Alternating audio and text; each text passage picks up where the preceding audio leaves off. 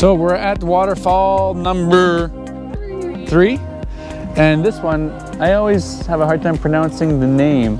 It's Sunwapta Falls. There's a class 3 rapids in here, and you can actually go and whitewater rafting. So if you go whitewater rafting this summer, we'll be coming back here.